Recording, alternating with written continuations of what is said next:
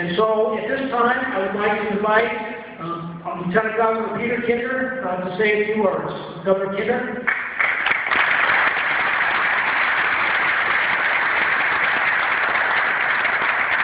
Thank you, Gary, Speaker Tilley, and my lifelong friend Rush Limbaugh, fellow state officials and guests, honored guests. What an honor you do me with this invitation. There are 3, now going on 4 generations of family ties between mine and the Limbaugh family. And we meet here in the historic House chamber where your grandfather served in this building and in this chamber. He served a Republican in 1930, one term, 31 and 32. He also was a prosecutor of an impeachment in that one term of office of the state treasurer. Mr. Rush Sr., his son, from whom you took so much, your father, Mr. Rush Jr. to me, your mother, Millie, and your extended family here today, but those first 3 or 4 are not with us today.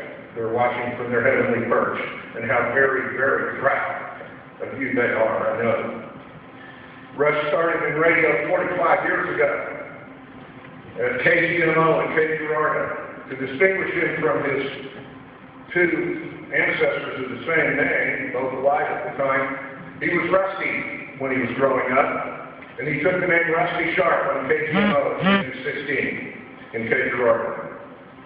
A number of years later, and I believe about 7 times being fired later, 7 experimental launches of the format where guys said, we pay you to spin records, not to commentate.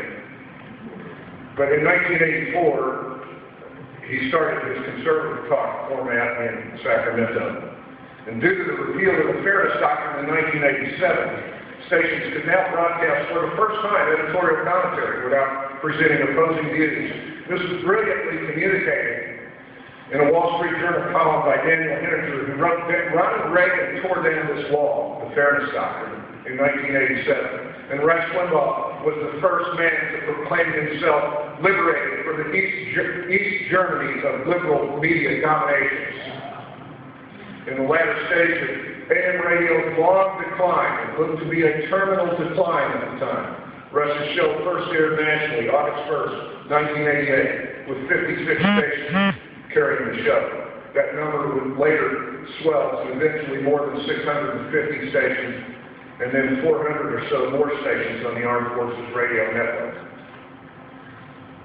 Rush's success demonstrated a nationwide market not previously catered to. And those of you under the age of 40, you can't imagine how bad it was growing up in the 50s and 60s and 70s with the national media, where you had 3 channels all spouting the same line, and the print media dominated by the left, by a few elite newspapers and magazines, and no conservative voice contending for national hearing in the marketplace of ideas. So his astonishing success paved the way for other conservative talk radio programs to become commonplace. And figuring out the size of the audience is difficult, but will stay with the figure of over 20 million listeners every week that he earns day in and day out in the competitive marketplace.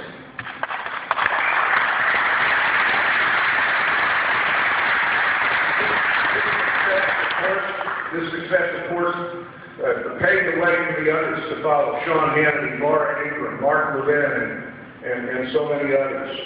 A November 2008 poll by Zaki International, no conservative, no Republican he, found that Rush Limbaugh was the most trusted news personality in the nation, garnering 12.5% of poll responses.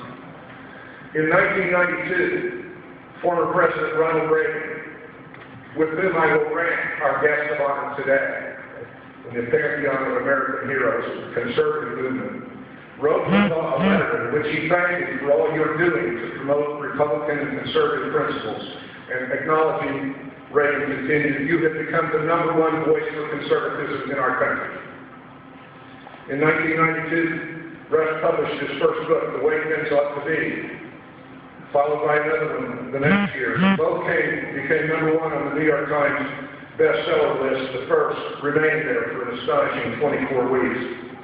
Limbaugh was the 1992, 95, 2000, and 2005 recipient of the Marconi Radio Award, the syndicated radio personality radio of the year by the National Association of Broadcasters, and is one of only 2 4-time winners of a Marconi Award.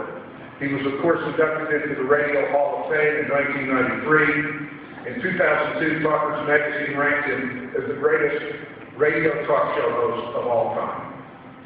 On March 29, 2007, Limbaugh was awarded the inaugural William F. Buckley Jr. Award for Media Excellence by the Media Research Center, the Conservative Media Analysis Group.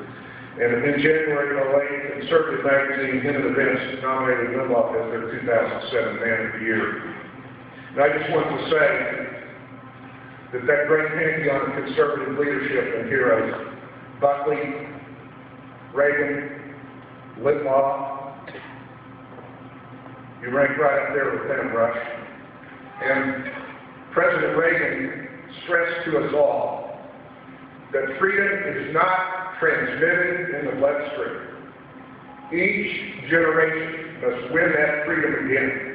And if ages hence, let's say 3 or 4 generations from now, America is still breathing the air of freedom in a free and self-governing republic, they will owe that precious gift, and we will all owe that precious gift in no small part to the man we honor here today, Rush Hudson Limbaugh III.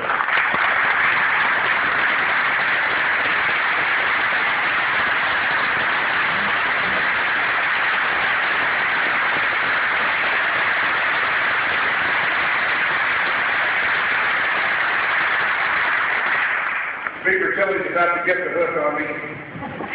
I have one other function, and that is to introduce the man who made all this possible, your leader, Speaker Stephen Tilley.